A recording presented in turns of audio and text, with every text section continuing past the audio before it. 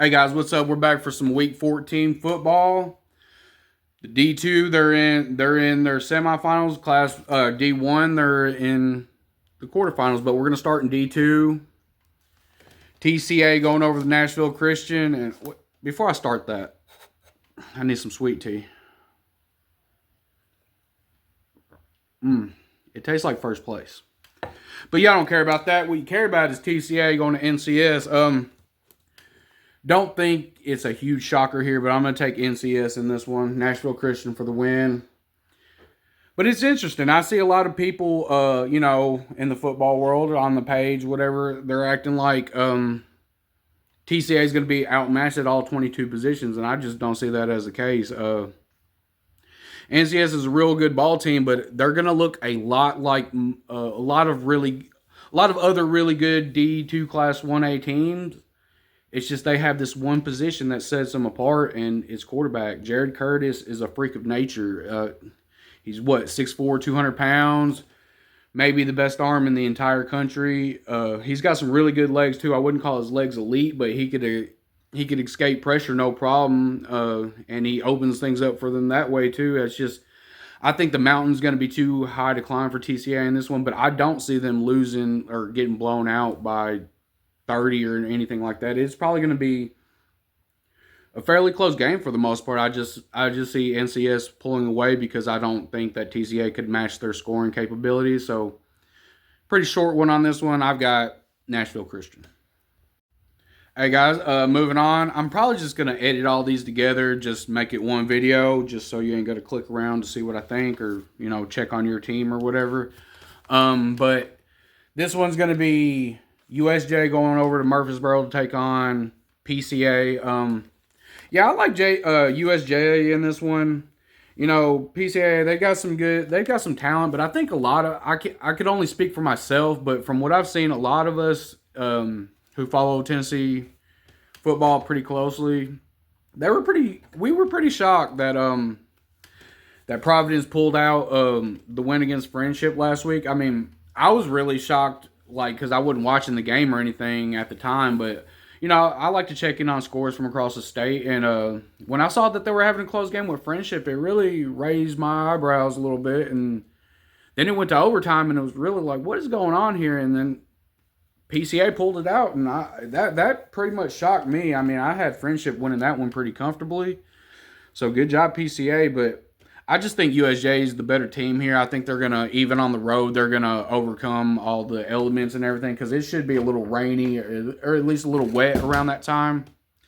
And, I like USJ. They're just even-keeled, and they have a good passing game. They have a good running game. I don't think they're going to rely on one or the other too much. So, yeah, I think Caden Creech, Jackson Pugh and all those guys, they're going to get it done. And I see them going to Chattanooga. PCA, they're not to be taken lightly, though. Like Sean Burkoffer, he's a beast up there for them. But I just like USJ's defense, and I think they're going to kind of put the clamps down on him a little bit. He won't have his typical big game. He is a Mr. Football semifinalist for a reason. He goes out there and he gets it done. But I like USJ as a team. Like I said, they're even keeled. Don't get too high, don't get too low. And I think USJ is going to Chattanooga. All right, we're moving on now to Class 1A. It's going to be McKenzie going all the way to Giles County to take on Richland in the 1A quarterfinals. McKenzie. I like McKenzie in this one, and I like them to win pretty comfortably. I won't say it's going to be a blowout, but I don't know if there's going to be any point past their first quarter or so that Richland's really going to make McKenzie sweat, I guess you'd say. Like last week, I talked about Richland would have a big athletic advantage over South Fulton. You can take that and flip it around this week. McKenzie's got athletes everywhere. They're going to give Richland a ton of trouble on the outside, between the tackles. And speaking of between the tackles, I think McKenzie has a big advantage on the line too. They've got a huge line for Class 1A. I think it's going to be too much for Richland. Now, if like last week I alluded to, I just think that there's levels to this. I think that there's South Pittsburgh and McKenzie. when it comes to Class 1A. South Pittsburg and McKenzie, and then there's a step down with teams like Richland, Coalfield, Clay County, maybe Middle College. But yeah, I won't say I won't say Richland's going to get outclassed in this game, but I think the better team's going to come out on top, and the better team's the Rebels. I mean, Cole Brown, Avery Brown, all those Browns are just too hard to stop. Callis, Gordon, everybody, they got 3-4 kids who could take the ball out the backfield at any time. They just have a stable back there. It's going to be too much for Richland. I say McKenzie probably by 21 or so, which I know that sounds like a blowout or whatever, but I think McKenzie's expecting to win this game by more. So if I'm Richland and a 21-point game, you probably didn't play your worst game. You probably played a pretty good game. Their quarterback's a problem. Gavin Schrader is a problem. He's going to be a problem for 1A for years to come. He's only a freshman. The kid is legit, about as legit as you can get. Richland, they've got a really good team, and I respect what they're doing over there. They got some great fans. They come on the page. They're super respectful, but I just don't see them winning this game. I see their season ending Friday to McKenzie, and McKenzie's going to the semifinals. All right, the Class 2A quarterfinals now. We're going to start with East Robertson going over to Huntington, coming from Cross Plains, Tennessee, all the way to Carroll County to take on the Mustangs. Man, guys, this is the one I'm having the hardest time with, to be honest. Of the games I'm picking this week, this one's definitely giving me the most trouble because, like I like to say, I like to put myself in the coach's shoes, and it was like, what can I do to hurt the other team or exploit advantages, whatever, however you want to put it. And I just see so much on each side. I just see a lot that Huntington could do to East Robertson, and I see a lot that East Robertson could do to Huntington, to end their season earlier than they wanted. But all that being said, I'm going with the Mustangs. I like Huntington in this one. This is going to be a great game, and I'm really, to be honest, I'm not very confident about this pick, and it's not because I'm picking Huntington. I could switch my pick right now and to East Robertson. I'm not going to, but I could switch my pick to East Robertson, and I wouldn't be confident in that either because I just see so much that these teams could do to each other. And if I had to pick one game going to overtime Friday night, which I never do, like that's a fool's pick, but I would pick this game. If you told me one game's going to overtime Friday night, I would say this game. That being said, I like Huntington's chances. I like them being at home. It's supposed to be rainy. The field's not going to be muddy or mucky or nothing because, they play on turf. But the rain's going to impact it, I think. And I think that kind of leans toward Huntington a little bit. Now, don't get it twisted for a second. In my mind anyway, and I'm sure in a lot of other people's mind, East Robertson has a talent advantage. At least, top-tier talent. They have a talent advantage. But I think Huntington's going to be able to overcome that because they play as a team so well. If you watch a Huntington game, at least when I watch it, I can barely tell that there's 11 kids out there, whether it's offense, defense, special teams. It almost just seems like one giant organism all just working together. And, I love that. I love the way Huntington plays football. I'm not a Huntington guy. No, I've never, I didn't go to Huntington or anything like that. Don't live in Huntington now, but I just love the way they play football. That being said, East Robertson is going to give them some trouble. They're going to get theirs. You got Zach Groves, Brooks, Cason Young. They have some talent. Huntington is going to, or East Robertson is going to have the advantage on Huntington in size, especially up front, the line, offensive line, front seven. They're going to have the size advantage. They just are. But I like the nastiness of Huntington's front seven on defense and offensive line to kind of overcome that talent and size gap a little bit. Braden Davis, to me, he's the anchor of the offensive line for Huntington. They need to have a big game. They need to get after it from the first whistle for them to do this. But I like Huntington in this game. It was interesting because the games that I've seen of East Robertson, They do give Groves the ball. Zach Groves, he's a Tennessee commit. He's going to be on Rocky Top next year, and there's a reason for that. The kid is uber talented. He's like when you're watching a game, you could easily tell. Like even though they have a lot of size and this, that, and the other, like you could easily tell who Zach Groves is, even if you didn't know anything about East Robertson. He is a freak. He's probably what, like 6'4" or something, probably 230, and he's fast. He is so fast, and they like to give him the ball. They like to give him the ball sometimes. The games I watched, they didn't really give him the ball much more than like 8 times, 9 times, 10 times, something like that. But just to be a warning for Huntington, I have a feeling he's going to get the ball a lot more this week. I really do, because I think that they're going to see it as a necessity. And that's going to be tough because Huntington's going to have to stop him at the line. You don't want him getting to your linebackers or pass, because you French fry when you're supposed to pizza, you're going to have a bad time. But, man, I'm going back and forth on this because y'all know me. I mean, you've seen, if you've been a part of the page for long, whether it's these kind of picks or the picks I lay out on Friday mornings at 7. Whether I'm right or wrong, I'm super confident in those picks. I'm not confident in this pick at all. I'm not.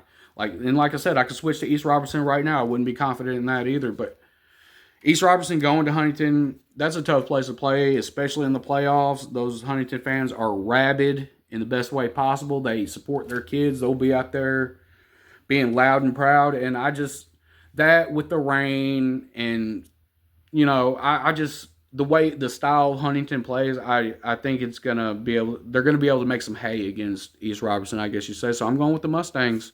If I'm wrong, get in the comments and tell me, East Robertson fans.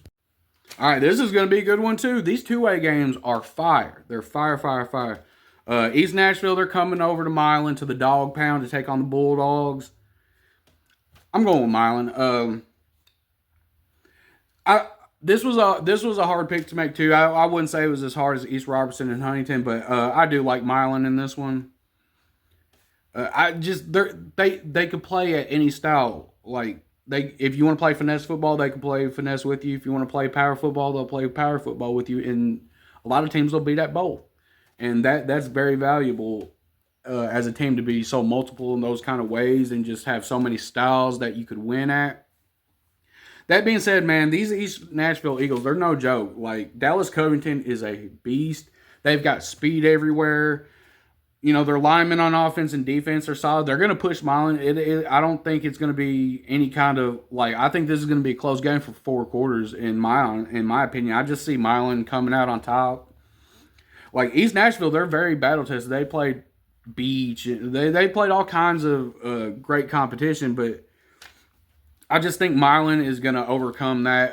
They've definitely played a better schedule than Milan.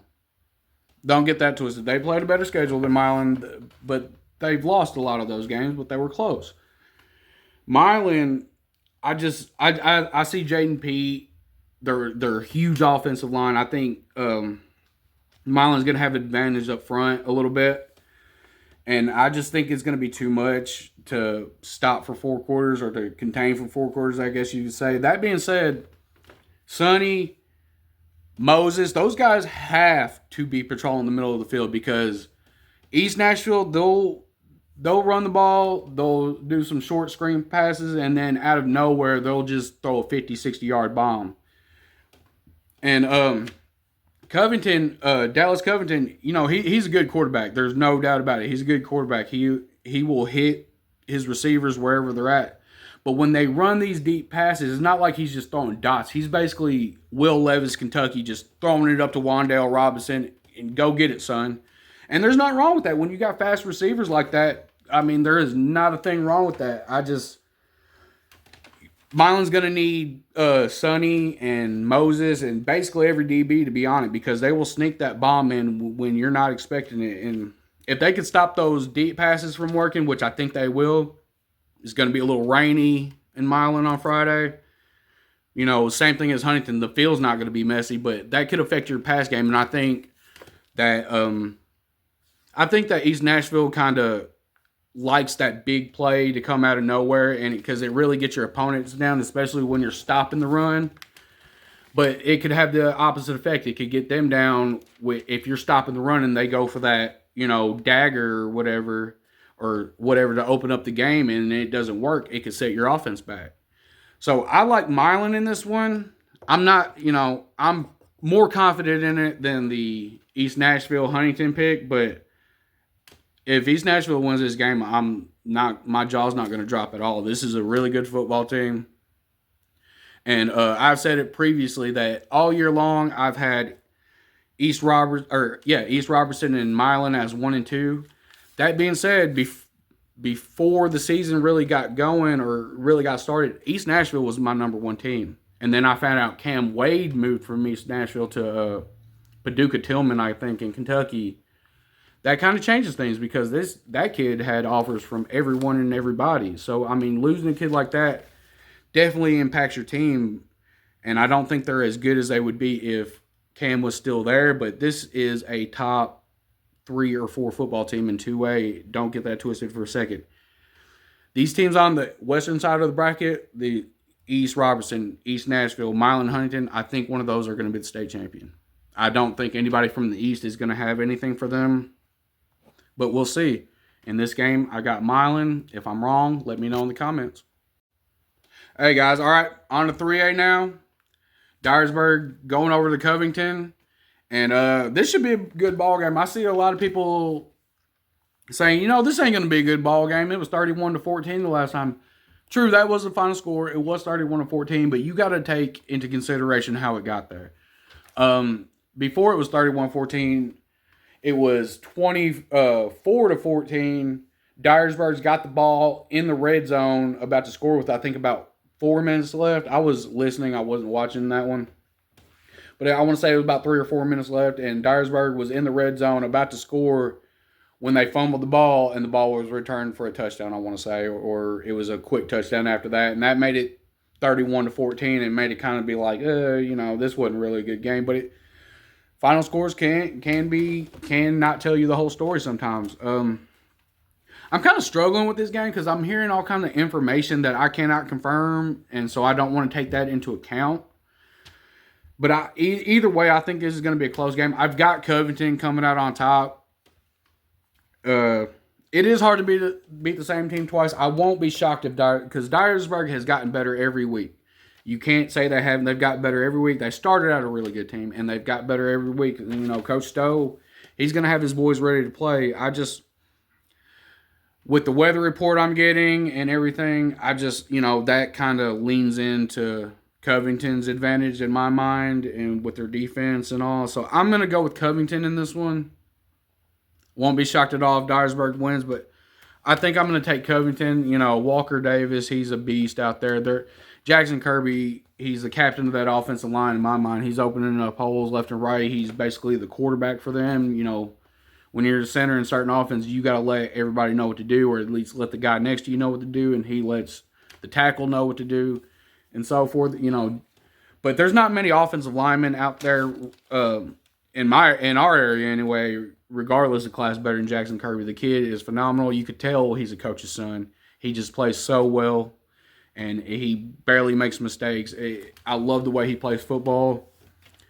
But man, yeah, I'm leaning Covington, and you could tell by how I'm speaking about this, I'm really not the most confident about it. But I'm going to go with Covington on this one, and that should set up something pretty special.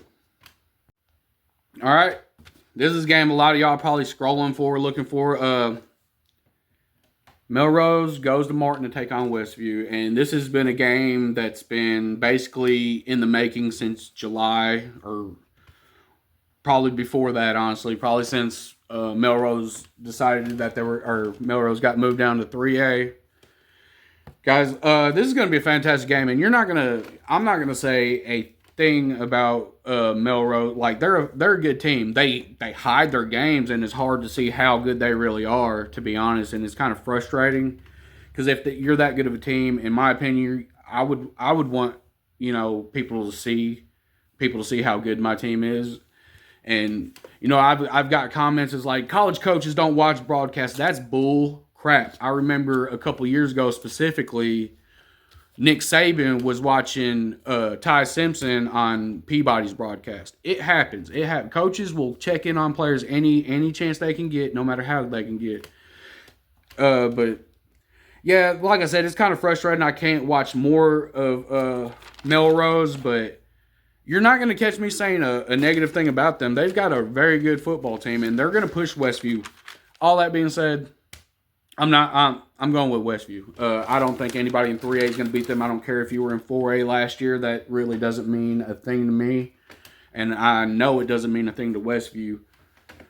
My thing about Melrose is it's just kind of a head scratching strategy. I've seen a lot, because their scores the last 2 weeks in the playoffs have not been impressive. At least not for a team that you're telling me has state championship aspirations. It hasn't been that impressive. And 1 second. And I've been hearing that there's resting starters. That is a head scratcher to me. I don't get that because we're talking about 16, 17, maybe 18-year-old kids here for the most part. And you want them to sit 2 weeks and then come and then turn it back up to 100 to play the best team that they're going to play all year. I don't even trust that strategy in pros. That's why you see a lot of teams nowadays not even they'll play week 17 or week 18 or whatever. They'll play the last game even if they got the first seat wrapped up because they don't want their starters to be resting for 2 weeks. That's a big ask of pros, of college players.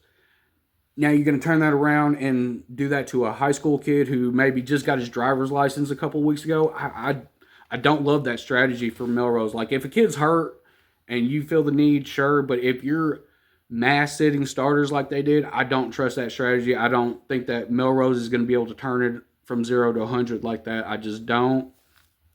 I like Westview by 14, maybe more. They're just a complete football team, guys. And I know on the outside looking in, a lot of people outside this area, they just say, oh, they got Ty Simpson's little brother. That's why they're good. Dude, this football team is good up front. They're every skill position they have, basically, is a future college football player. And you could say that about Melrose, too.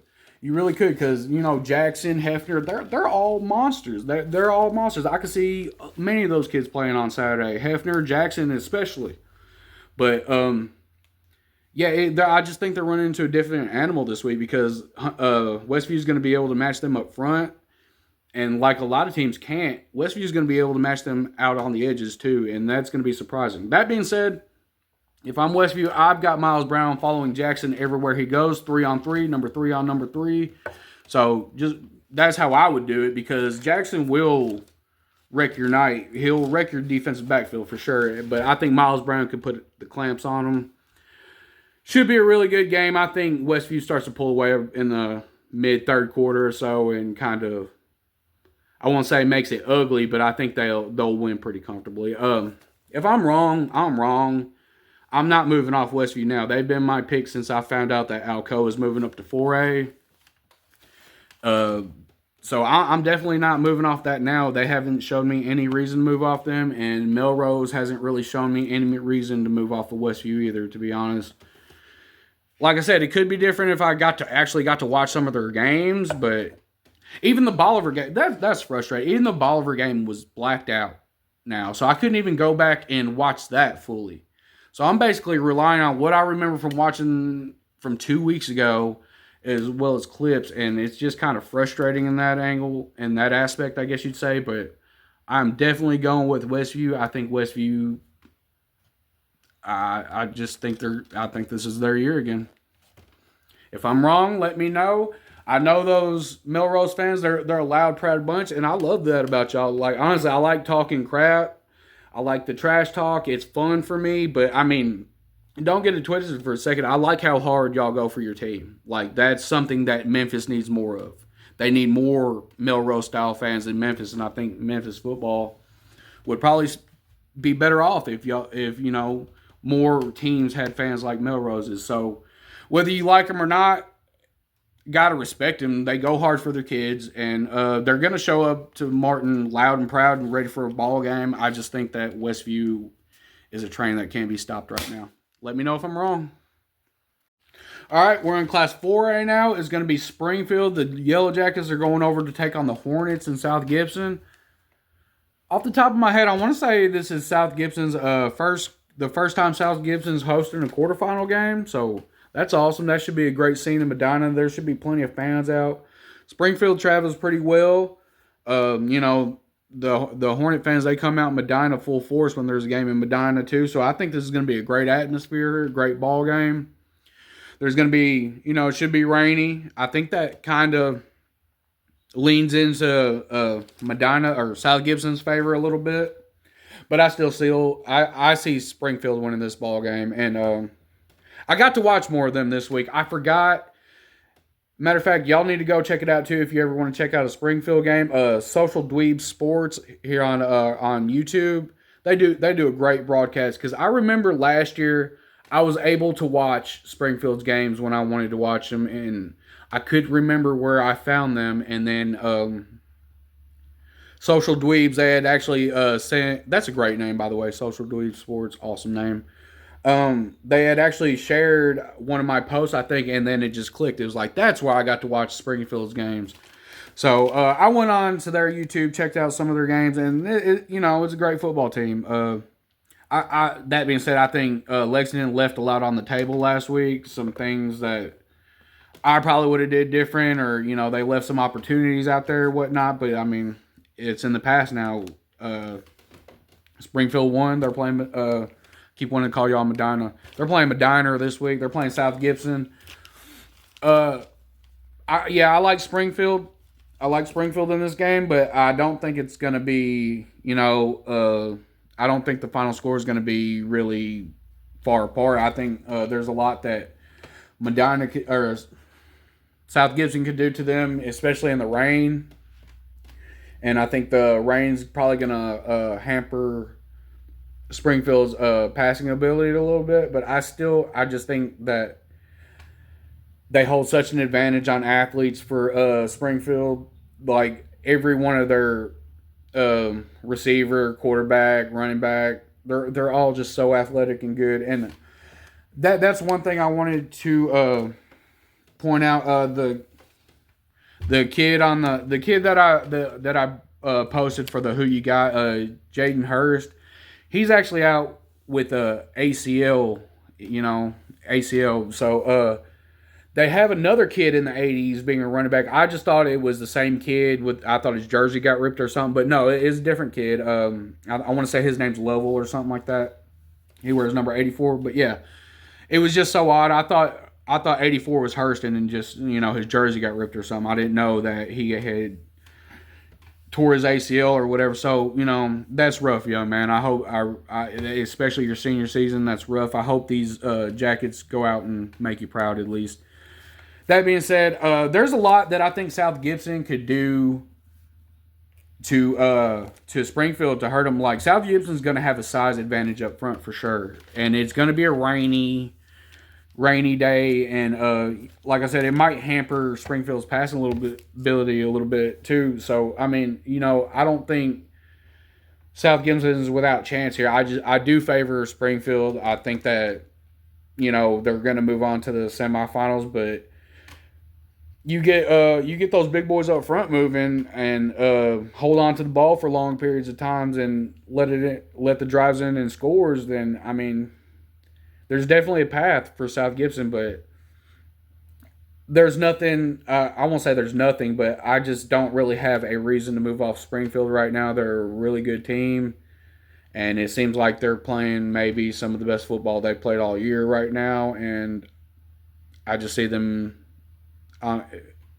headed on a path for a rematch with Pearl in the semifinals. So, probably not what South Gibson fans wanted to hear when I said this, but my pick is definitely Springfield. But if I'm wrong, when I'm wrong, however you want to put it, let me know how wrong I am.